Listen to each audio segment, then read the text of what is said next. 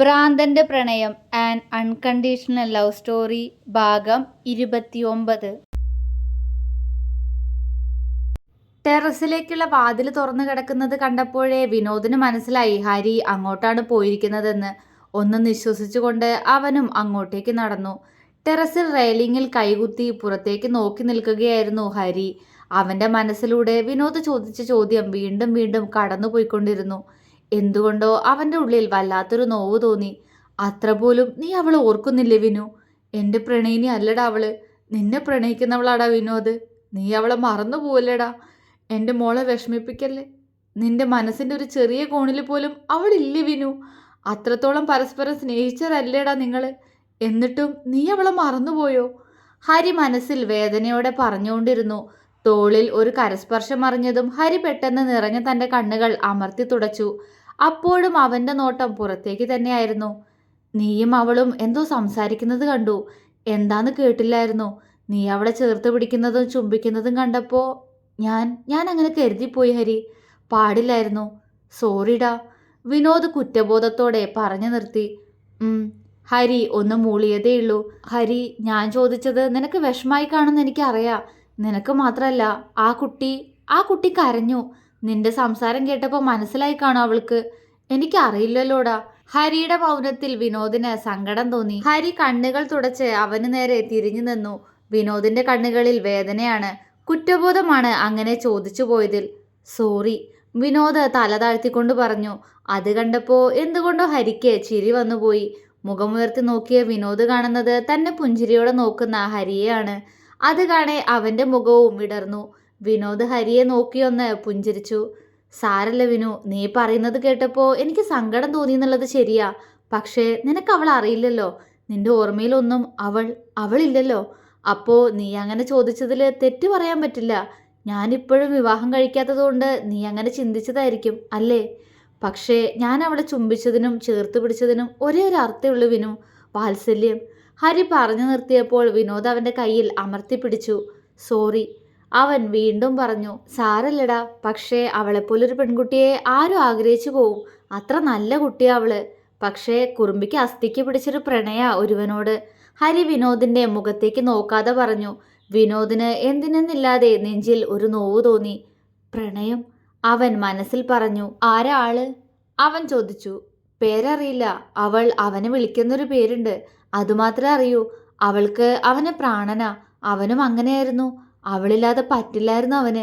എന്തിനും അവള് വേണം. പക്ഷെ ഇപ്പോ, ഹരി പറഞ്ഞു വന്നത് ഒന്ന് നിർത്തി. വിനോദിന്റെ നെറ്റി ചുളിഞ്ഞു. ഇപ്പോ? അവൻ ആകാംക്ഷയോടെ ചോദിച്ചു. അറിയില്ല, എന്തൊക്കെയോ പ്രശ്നങ്ങള് അവർക്കിടയിൽ.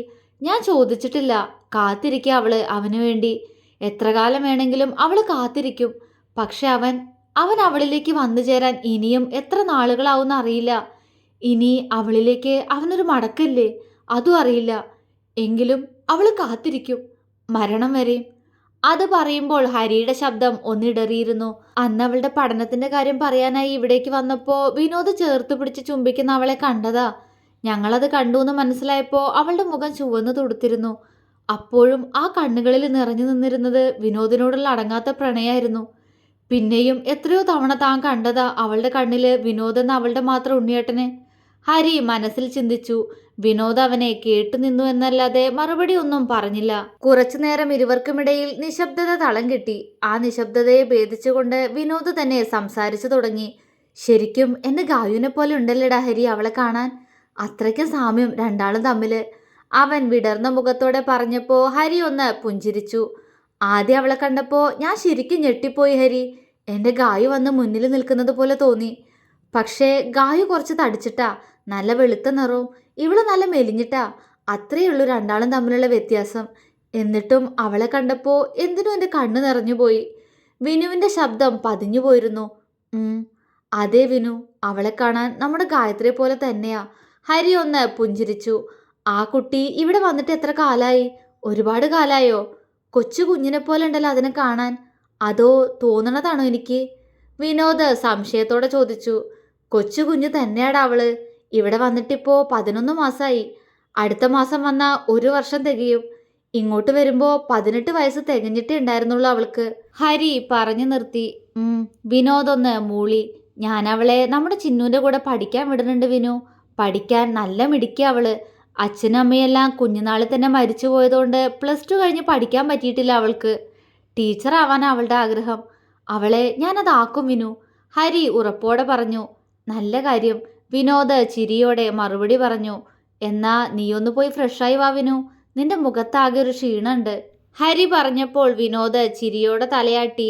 അതുവരെ അവരുടെ സംസാരം കേട്ടുകൊണ്ട് നിന്ന അവളുടെ ചുണ്ടിൽ പുച്ഛം നിറഞ്ഞു. വിനോദ് പുറത്തേക്ക് വരുന്നത് കണ്ടതും അവള് പെട്ടെന്ന് താഴേക്കുള്ള സ്റ്റെപ്പുകൾ അവൻ കാണാതെ പെട്ടെന്നിറങ്ങി. റൂമിലേക്ക് കയറിയ വിനോദിന്റെ കണ്ണുകൾ നിറഞ്ഞൊഴുകി. ചുമരിൽ വരച്ചിരിക്കുന്ന ഗായത്രിയുടെ വലിയ ചിത്രത്തിലേക്ക് അവൻ കണ്ണിമയ്ക്കാതെ നോക്കി നിന്നു. ഇത് താൻ എപ്പോഴാണ് വരച്ചതെന്ന് അവൻ അറിയുമായിരുന്നില്ല. വെയ്യാതിരുന്നപ്പോൾ ചെയ്തതാവും, അവൻ ചിന്തിച്ചു. അവൻ ആ ചിത്രത്തിലേക്ക് തന്നെ കുറച്ചു സമയം നോക്കി നിന്നു. കണ്ണിൽ നിന്നും ഒഴുകിയിറങ്ങുന്ന നീർമണികളെ അവൻ കൈകൊണ്ട് അമർത്തി തുടച്ചു. അവൻ അവളുടെ മുഖത്തിലൂടെ പതിയെ തലോടി.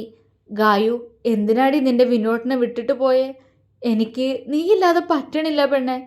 അവൻ ആ ചിത്രത്തിലേക്ക് നോക്കിക്കൊണ്ട് വിങ്ങലോടെ പറഞ്ഞു.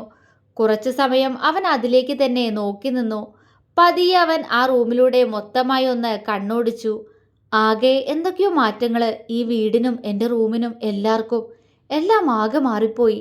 അവൻ വേദനയോടെ ചിന്തിച്ചു. റൂമിൻ്റെ ഒരു ഭാഗത്തായിട്ടുള്ള അലമാരയുടെ മുന്നിലേക്ക് ചെന്ന് അവൻ അതിലേക്ക് തന്നെ ഉറ്റുനോക്കി.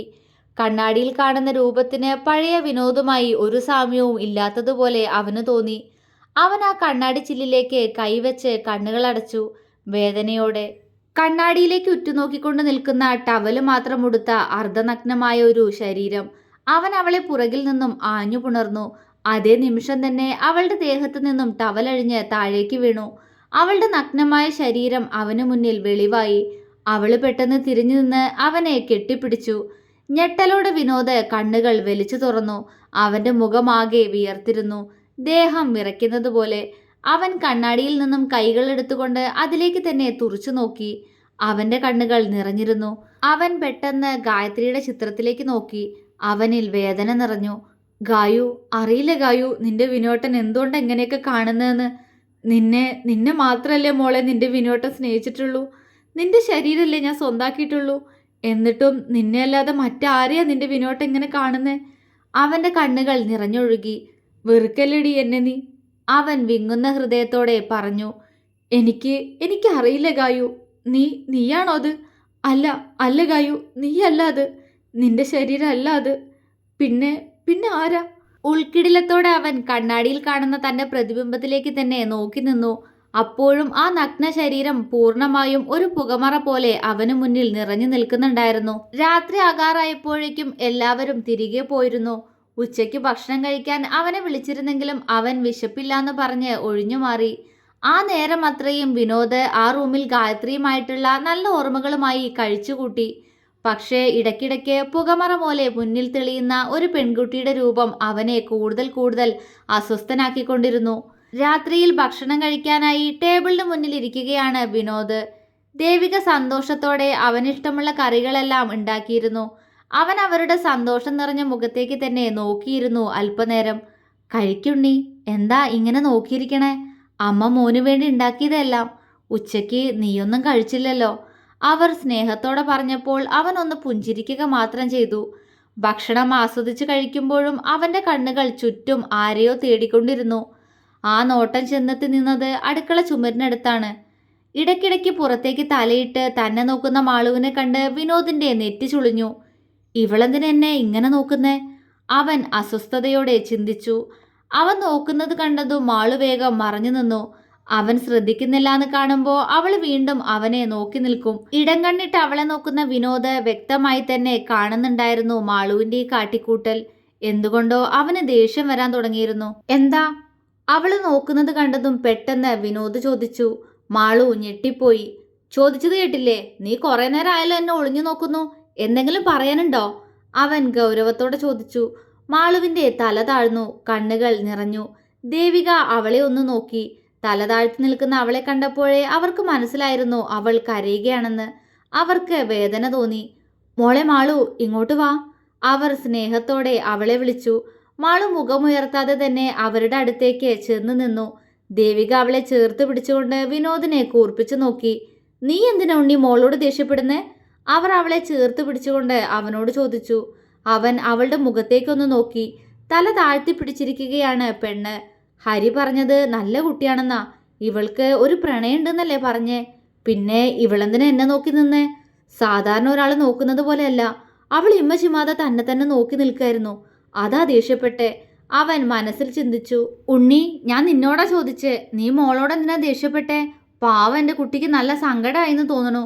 പോട്ടെ മോളെ, അവർ സ്നേഹത്തോടെ പറഞ്ഞു. അവൾ തേങ്ങലോടെ മൂളി. നീ എന്തിനാ അവിടെ എന്നെ തന്നെ നോക്കി നിന്നേ? അതുകൊണ്ടാ ഞാൻ ദേഷ്യപ്പെട്ടെ. അങ്ങനെ എന്നെ നോക്കി നിൽക്കരുത്, എനിക്ക് ഇഷ്ടല്ല. അവൻ ഗൗരവത്തോടെ പറഞ്ഞപ്പോ മാളു അവന്റെ മുഖത്തേക്കൊന്ന് നോക്കി. ഉണ്ണിയേട്ടനോടല്ലാതെ മറ്റാരോടെങ്കിലും ഞാനൊന്ന് സ്നേഹത്തോടെ സംസാരിച്ചാലോ ചിരിച്ചാലോ മുഖം വീർപ്പിക്കുന്ന ആളായിരുന്നു. എപ്പോഴും തൻ്റെ അടുത്ത് തന്നെ വേണം, തന്നെ സ്നേഹിക്കണം, തന്നെ ചേർത്ത് പിടിക്കണം, അങ്ങനെ പിടിവാശി കാണിക്കുന്ന ആളായിരുന്നു. ഇപ്പൊ പറയുന്നത് കേട്ടില്ലേ, നോക്കി നിൽക്കരുതെന്ന്. ഞാനല്ലേ ഉണ്ണിയേട്ടാ, എന്തിനാ എന്നോടിങ്ങനെ? അവളുടെ ഉള്ളം തേങ്ങി. അവളുടെ കണ്ണുകൾ നിറഞ്ഞിരിക്കുന്നത് കണ്ടതും വിനോദിനെന്തോ അസ്വസ്ഥത തോന്നി. എൻ്റെ ഗായുവിൻ്റെ മുഖം ഇവൾക്ക്, അതുകൊണ്ടാണോ ഇവള് കരയുന്നത് കാണുമ്പോൾ എനിക്കിത്ര വിഷമം? അല്ലാന്നാ മനസ്സ് പറയണേ. പിന്നെ എന്തിനാ എൻ്റെ മനസ്സ് വേദനിക്കുന്നേ? വിനോദിന് ഉത്തരമില്ലായിരുന്നു അതിന്. അവൻ വേഗം അവളിൽ നിന്നും മുഖം തിരിച്ചു. ദേവിക അവളെ ഒന്നുകൂടി ചേർത്തു പിടിച്ച് നെറുകയിൽ അമർത്തി ചുംബിച്ചു. വിനോദ് അത് വ്യക്തമായി തന്നെ കണ്ടു. മോളൂടി ഇരിക്കെ, ഉച്ചയ്ക്ക് ഒന്നും കഴിച്ചില്ലല്ലോ, ഇനി എൻ്റെ കുട്ടി പട്ടിണി കിടക്കല്ലേ, ഇവിടെ ഇരിക്കെ, അവർ സ്നേഹത്തോടെ പറഞ്ഞു. വിനോദ് സംശയത്തോടെ ദേവികയെ ഒന്ന് നോക്കി. ശേഷം മാളുവിനെയും. ആ കണ്ണുകളിൽ ക്ഷീണമാണ്, തളർച്ചയാണ്. പക്ഷേ അതിലും കൂടുതലായി ആ കണ്ണിൽ കാണുന്ന ആ ഭാവം എന്താണ്? വേദനയോ? വിനോദ് അവളുടെ മുഖത്തേക്ക് തന്നെ ഉറ്റുനോക്കി. ഇവളെന്താ ഇത്രയും നേരമായിട്ടും ഒന്നും കഴിക്കാത്തെ? അല്ലെങ്കിൽ തന്നെ ഈർക്കലി പോലെയാ കാണാൻ. നേരത്തിന് എന്തെങ്കിലും കഴിച്ചൂടെ ഇവൾക്ക്? എന്തിനെന്നില്ലാതെ അവന്റെ മുഖം വീർത്തു. അവന് പോലും അത്ഭുതം തോന്നി. താനെന്തിനാ തൻ്റെ ആരും അല്ലാത്തൊരു കുട്ടിയെക്കുറിച്ച് ഇങ്ങനെ ചിന്തിക്കുന്നേ? അവന് അറിയുമായിരുന്നില്ല. പക്ഷെ അപ്പോഴും അവന്റെ മുഖം വീർത്തു തന്നെയിരുന്നു. തുടരും.